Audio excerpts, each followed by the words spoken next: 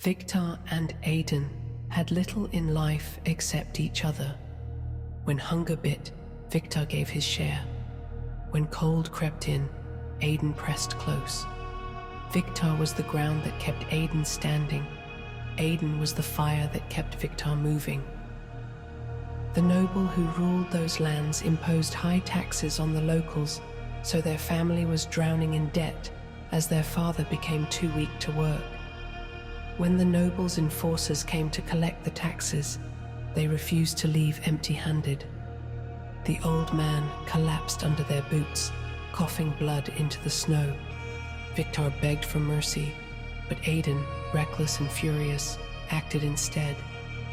His fist connected with a soldier's face in a single moment of defiance. The punishment was swift: shackles, exile, and a march into the frozen wasteland. Viktar, whose spirit was unbreakable and his patience knew no limits, whispered that they would survive. Aidan said nothing, but his fire still burned in his eyes. The wind howled around them as they were dragged away. Neither knew they were marching toward their doom. The journey was a slow death. The wind howled like a starving beast, gnawing at exposed flesh, sinking its fangs into the marrow of their bones. Snow buried their footprints as quickly as they were made, erasing any trace of their suffering. Viktar endured, silent and patient, but Aidan fought every step. He spat at the guards, cursed their names, and pulled against the chains. But the soldier's patience had limits. "This one's more trouble than he's worth," one muttered. Rough hands seized Aidan, wrenching him away from the line. Viktar lunged for his brother. He had never moved so fast, never felt terror coil so tightly in his chest. But before his fingers could reach Aidan, a rifle stock slammed into his skull. All went to dark. When he awoke, the march had moved on. His hands were still bound, his feet were still frozen, but Aidan was gone. He called Aidan's name. No answer. He screamed until his throat was raw. Only the empty white void remained. Years passed. Viktar, beaten by cold and labor, became a shell of the man he once was. The frozen mines stripped him of warmth, of hope, of humanity. His patience turned to bitterness, his hands to blackened ruin. He no longer spoke of escape, only of the brother he left behind. There was no light to follow, but Aidan had survived. The wild had consumed him, shaped him. He became something between man and beast, moving through the snow like a phantom. Like a lonely wolf, he learned to endure, to hunt, to kill. The fire inside him did not die. It only burned colder, waiting for the moment to be released and to save his older brother. A hug from him was all the warmth he wanted. Yet fate was cruel. The nobles' enforcers found him at last. He fought fiercely, but they brought him down in chains. The noble, amused by his resilience, made him an offer. "Win a 5-man gauntlet in the pit, then I'll set you free. My men need some entertainment." Aidan did not hesitate. With his bare hands, he tore through his opponents. Bones snapped beneath his fingers. Steel shattered against his flesh. The blood of his enemies painted the snow, and then the final gate opened. A broken figure stepped forward, dragging a rusted sword with hands blackened by frostbite. Neither recognized the other, and the noble smiled.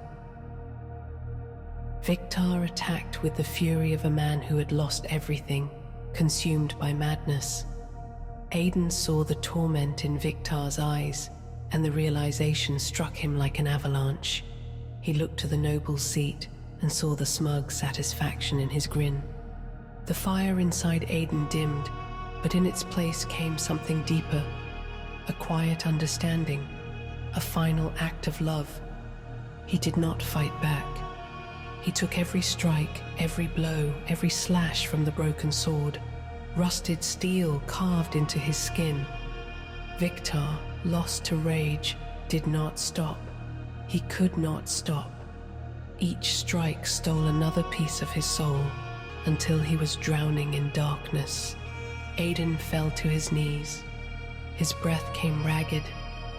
He looked up at his brother one last time, smiling softly. "This is my gift to you, dearest brother," he whispered. "Be free." The words froze Viktar in place. He looked down, truly looked, for the first time, but it was too late. Aidan's breath faded, and a subtle yet calm smile remained on his face. Viktar screamed in agony, ripping every muscle from his throat, and for the first time in years, he cried. They say his scream reached even hell itself. In an instant, the world fell silent. The air thickened and the sky itself seemed to recoil. Viktar clutched Aidan's lifeless body. His heart, once filled with patience, now held only a hollow void where his brother's warmth had once been. A voice, smooth as ice, cut through Viktar's grief. "You have lost everything," it said, "but I can give you something else." Lucifer stepped from the shadows, frost thickening around him. Viktar, hollow and broken, did not resist. Frost crawled through his veins, freezing heart and soul alike, his bones cracking as ice overtook flesh, solidifying grief into something tangible, something unbreakable. His breath escaped in jagged gasps, turning into a deathly chill that lingered in the air. His fingertips, blackened by frostbite, became shards of ice, and his flesh a hardened prison of frozen agony. Pain became his marrow, and loss his heartbeat.